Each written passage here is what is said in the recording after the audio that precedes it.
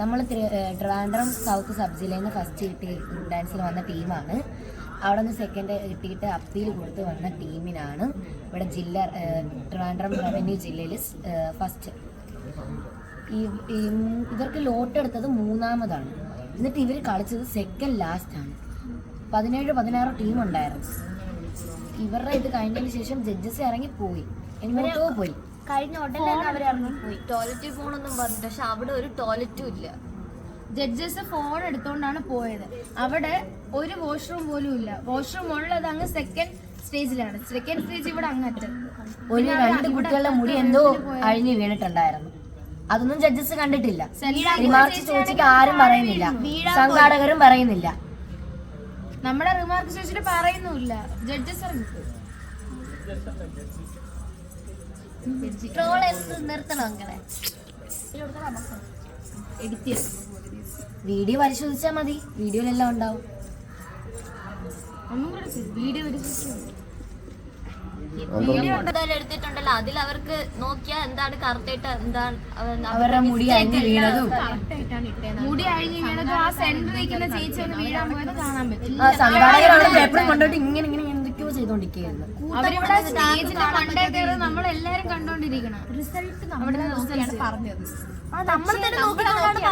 പക്ഷെ റിസൾട്ട് വന്നപ്പോ ഫസ്റ്റ് വന്നത് അവർക്ക്. ഇവര് പോലും അറിഞ്ഞില്ല എന്നാണ് തോന്നുന്നത്. സംഘാടകക്കാർ കളിച്ചത്. എല്ലാരും ഇങ്ങനെ പേപ്പറിൽ മൂടി നിൽക്കായിരുന്നു. ഇങ്ങനെ ഒരു ഗ്യാപ്പും ഇല്ലായിരുന്നു അവിടെ. ഇത് കഴിഞ്ഞ ഉടനെ ജഡ്ജസിനെ കൊണ്ട് ഒരു അരമണിക്കൂർ കൂടുതലെങ്കിലും കറക്റ്റ് കാർമലിന്റെ ഗ്രൂപ്പ് കഴിഞ്ഞതും ഇവിടെ നടുക്കിരുന്ന ജഡ്ജി ഫോണും എടുത്തോണ്ട് ഇറങ്ങിപ്പോയി. അവിടെ ടോയ്ലറ്റ് പോലും ഇല്ല. ഫോൺ എടുത്തോണ്ട് ഇറങ്ങി പോകേണ്ട ആവശ്യം എന്തിനാണ് ടോയ്ലറ്റിൽ പോയാൽ? ഫോണും എടുത്തോണ്ട് പോയി ടോയ്ലറ്റ്. നമ്മൾ പോകാൻ തന്നെയാണോ എന്ന് ഉറപ്പിക്കാൻ. മുടി അഴിഞ്ഞു പ്രൈസ് ഇട്ടേ എന്ന് ചോദിക്കാൻ. ആ സൂര്യനാണോ എന്ന് ഉറപ്പിക്കാൻ വേണ്ടി. ഇവർക്ക് സബ് ജില്ലയിൽ സെക്കൻഡ് ഗ്രേഡ് ആയിരുന്നു. അവർ അപ്പീൽ കൊടുത്ത് വന്ന ടീമാണ്.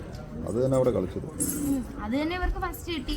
അവർക്ക് മുടി അഴിഞ്ഞു വീണിട്ട് പോലും അവർക്ക് മിക്കതിലും ഇങ്ങനെയാണ്. നാടകവും ഗ്രൂപ്പ് ഡാൻസും ഒക്കെ ഇങ്ങനെയാണ്.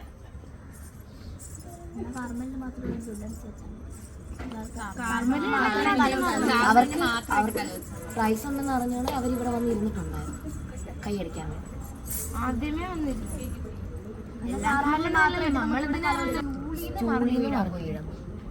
സബ് ജില്ലയിൽ. അപ്പൊ നിങ്ങൾ ഇവിടെ ഇരിക്കുന്നത് ഇത് ഇനി പരിശോധിക്കണമെന്ന് പറഞ്ഞാണോ നിങ്ങൾ ഇരിക്കുന്നത്? അതെ,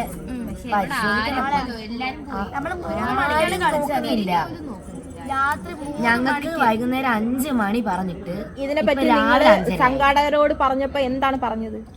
അവര് അപ്പീൽ കൊടുക്കും. വീഡിയോ പരിശോധിച്ച് കഴിഞ്ഞാൽ എന്തായാലും അപ്പീൽ കൊടുക്കുമല്ലോ. വീഡിയോ പരിശോധിച്ച് കഴിഞ്ഞാൽ ഈ മുടി വീണത് നിങ്ങൾക്ക് ഉറപ്പിച്ച് പറയാൻ പറ്റുമോ? നമ്മള് കണ്ടോണ്ടിരിക്കുക. വീഡിയോയിൽ നമ്മൾ കണ്ടോണ്ടിരിക്കുന്നു. വീഡിയോ കൃത്യമായിട്ട് കാണാൻ പറ്റും. നമ്മളിലുള്ള വീഡിയോ ഇതിനെതിരെയുള്ള പ്രതിഷേധമായിട്ടാണ് നിങ്ങൾ ഈ സ്റ്റേജിൽ കയറി ഇരിക്കുന്നത്? അതെ.